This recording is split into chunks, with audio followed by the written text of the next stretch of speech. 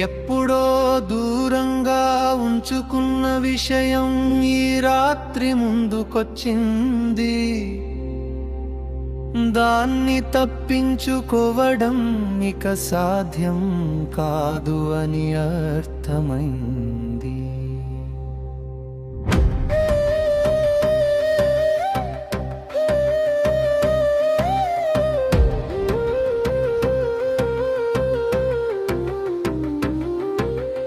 అప్పట్లో నిర్ణయం తీసుకున్నప్పుడు ఇది ఇంత బరువుగా అనిపించలేదు. కాలమే దీనికి రూపం ఇచ్చింది.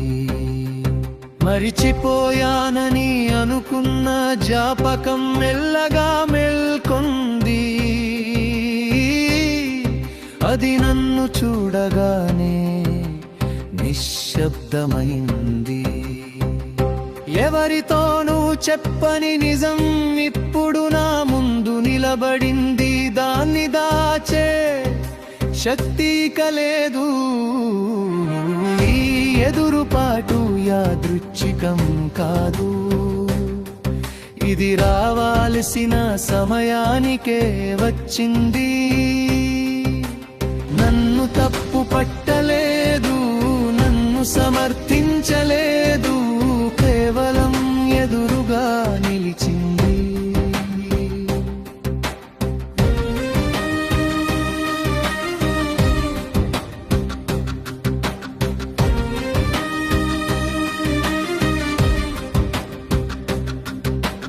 ఇప్పటి వరకు నడిచిన దారి క్షణంలో ఆగింది. తరువాత అడుగు స్పష్టంగా లేదు. భయమూ లేదు, ధైర్యమూ లేదు, కేవలం ఎదుర్కోవాల్సిన స్థితి ఉంది. ఈ క్షణం మారితే అంతా సరిదిద్దబడదు, కాని దాన్ని దాటకుండా ముందుకు వెళ్ళలేను. నిజం ఎప్పుడూ అరవదు, అది ఎదురుగా నిలబడితే చాలు. ఈ రాత్రి నిశ్శబ్దం ఎక్కువగా ఉంది. అది ఆలోచనలను దాచనివ్వడం లేదు. తప్పించుకున్న దాన్ని అంగీకరించడమే మొదటి అడుగు. ఆ అడుగు తేలికగా లేదు. ఇది ముగింపు కాదు అని నాకు తెలుసు. ఇది మొదలు కూడా కాదేమో.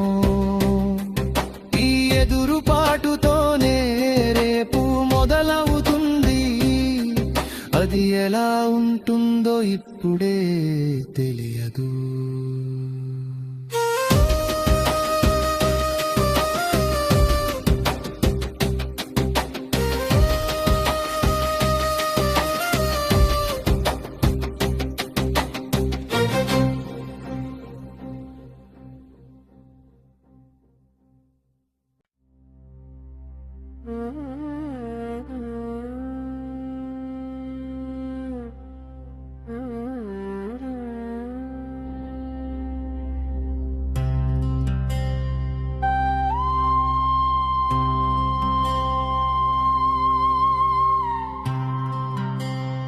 ఎప్పుడో దూరంగా ఉంచుకున్న విషయం ఈ రాత్రి ముందుకొచ్చింది.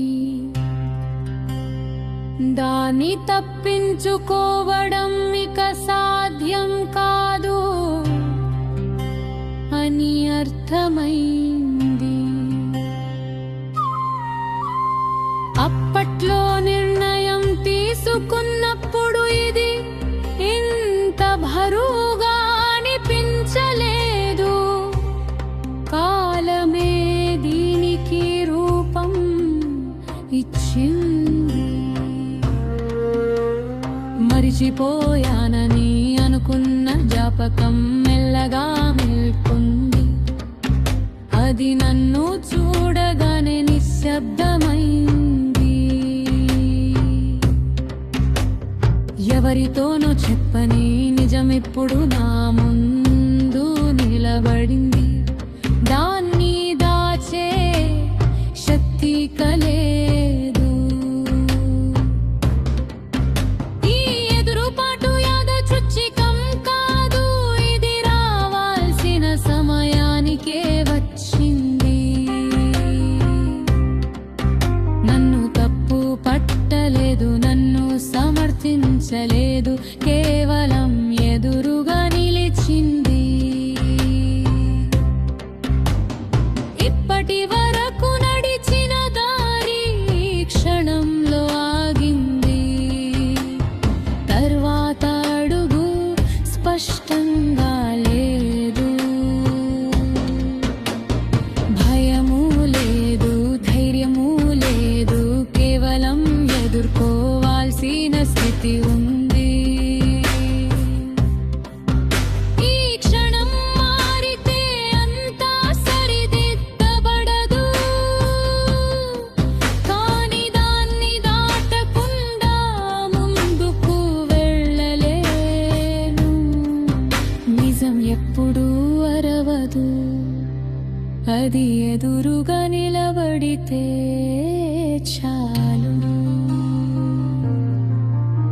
ఈ రాత్రి నిశ్శబ్దం ఎక్కువగా ఉంది. అది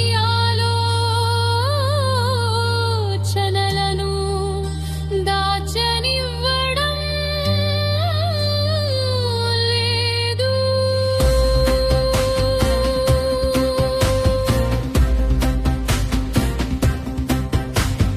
తప్పించుకున్న దాన్ని అంగీకరించడమే మొదటి అడుగు.